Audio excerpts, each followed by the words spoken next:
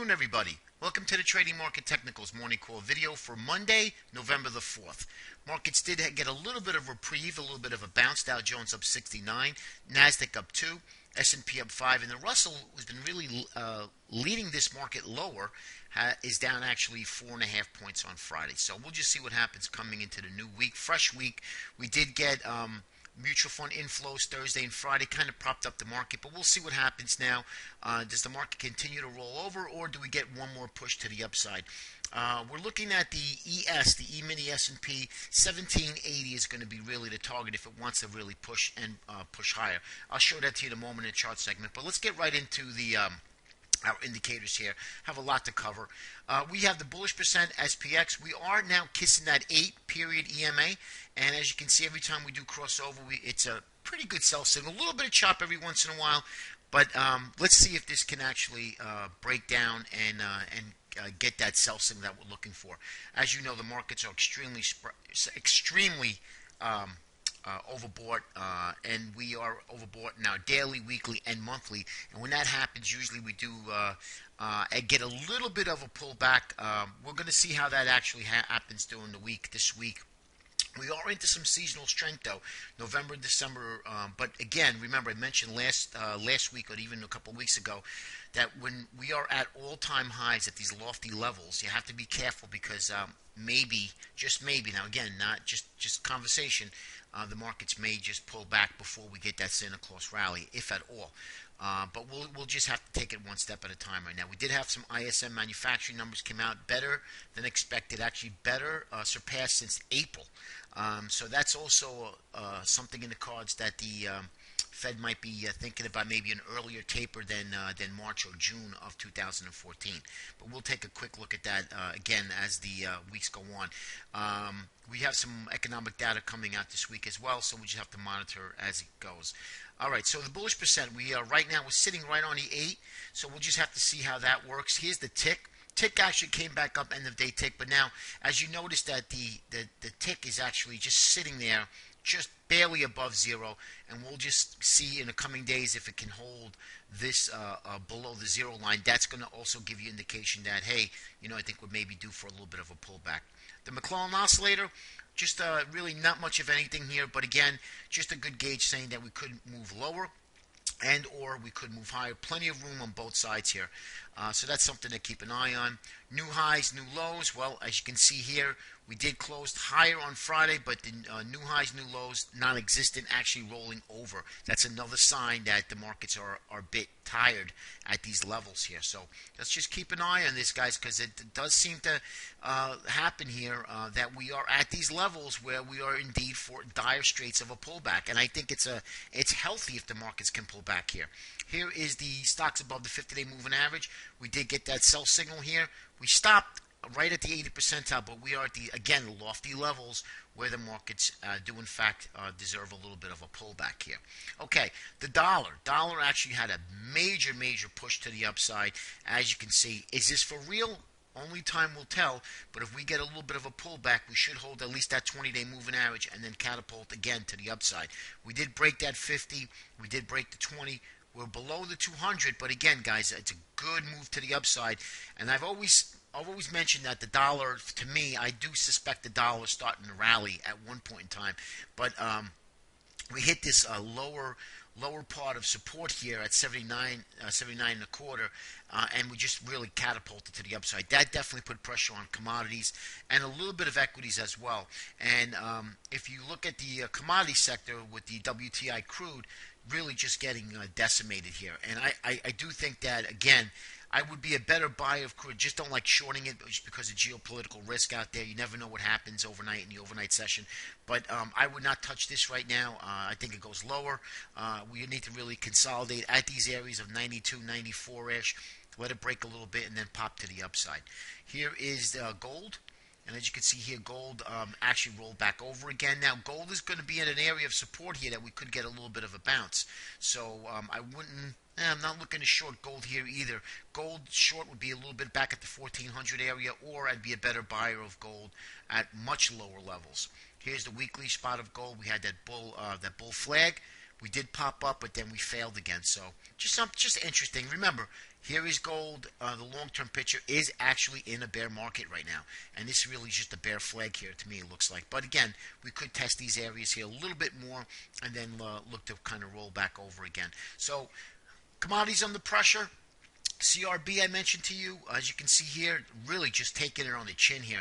Eventually, that does affect the equity markets too, because don't forget you have gold stocks, you have gold miners, you have oil stocks, oil exploration stocks. So a lot of the services that eventually will take shape as well and hurt the S&P 500 because a lot of these stocks are in the S&P and will weigh on the market itself.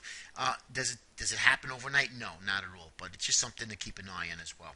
Here is the NASI Weekly. We are on a buy signal here, but again, could be a little whippy at these upper end of these ranges here. So not actionable, but it's something really to keep an eye on as well. I want to show you the XLF. And here is the financial sector. Now, we're still up here on a buy signal with the bullish percent, but again, starting to look to get a little tired here. Now, if we're having some problems in the Russell 2000, which is a good gauge of risk, and the market's getting indeed tired up at these levels, and then we have the financial starting to sell off and the networking sector starting to sell off, parts of tech, then you got to be really cautious about this market. Okay, so let's go. Let's get right into the chart segment here. Here's that S&P 500, that chart that I was showing you. We're at the 1272 extension. We're just basically sitting there. We did breach 161.8%, was at 1781. We got the 1773. That's pretty close. We need to really break the 8. And again, even if we came to the 20, or even the 50, you can see they're all in bullish symmetry right now. So nothing is really rolling over. So I think that we do get a little bit of a pullback, and then a market rallies to new highs again going into the end of the year, unless obviously something changes. But as of right now, I don't see any catalyst here that we're going to move lower, except the fact that we're extremely overbought and some profit taking should be at hand here. Now remember, we did have mutual fund inflows Thursday and Friday, so that kind of prepped the market, a little buoyancy in the market. But now let's see what happens coming into this week, okay? But again, this is the area we need to really break lower, okay? Now let's take a look at some of the other charts. Here's GLD. Again, sitting here at barely just sitting alive above this bullish falling wedge that we broke out of. Did put in a little bit of a reversal candle, but again, indecision. We need to take out Friday's high. I think gold's in no man's land, really.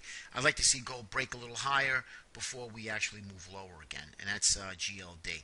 USO, again, like I said, we did break that bear flag. Now we're coming into some good support here. So, $32, $33 to 33.5. If it could chop around here for a trade, it needs to really create some sort of a base first, and then take the base out, not just to touch it and then bounce back up again. Other than that, you can see clearly that we are in this major downtrend. A lot of supply in oil at the moment, and that really eventually should hurt the markets as well, because if there's a lot of supply, there's not indeed a lot of demand out there. So if that's the case, that's also something to keep an eye on. But again, we're in this area here, these volume profiles. You can see we've got a lot of support up in here. So for a trade, easy to manage if we were to break down a little further and then base around here. But as of right now, no trade in crude oil and or gold at the moment. Spiders monthly, you can see here doing okay. Now we got the new month. We're sitting at the upper end of the trend line. Big bearish rising wedge. We haven't broken the lower trend line yet. So again, guys, we're still hovering around here, way overextended, as you can see on the monthly chart. Here's the weekly chart. Back up over the, we're at over the bearish rising wedge, and just sitting here on the weekly. So we got a little bit of a indecision candle. Let's see if we could break back below that and maybe test the lower end of that trend line. That would be nice. That would be healthy for the markets. Here is the Spiders Daily. As you can see here as well, we caught this slanted trend line support, and we're just sitting right over here. Really not much of anything, but the markets refuse to sell off. It is definitely a bullish sign, but eventually markets need to get back to the revision to the mean. To run back higher, it can go higher. There's no question about it. But at least a good pullback to the 20-day moving average on the daily chart would really help unwind this overbought reading, and then create some new buy interest here. As you can see here, MACD stochastics way overextended in the daily chart.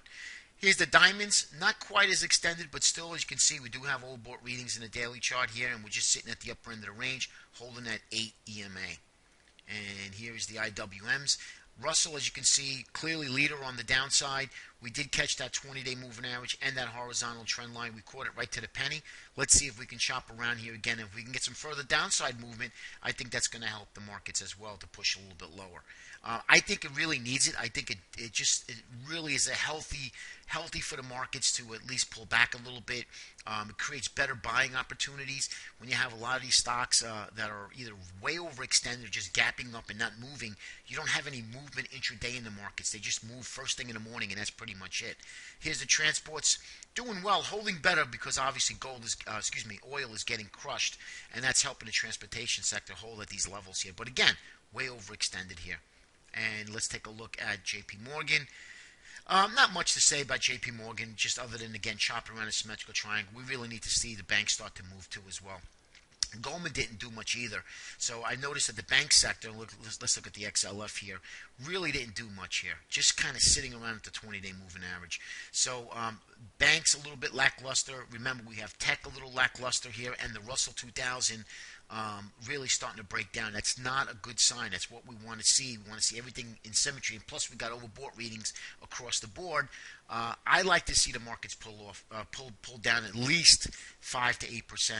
Would be really healthy for the markets and to get a serious Santa Claus rally going to the end of the year. Apple, really no trade. A little bit extended here again. If Apple could pull back to the 50-day moving average, then for a trade, I think you got something. But right now up here, I wouldn't touch Apple here at all.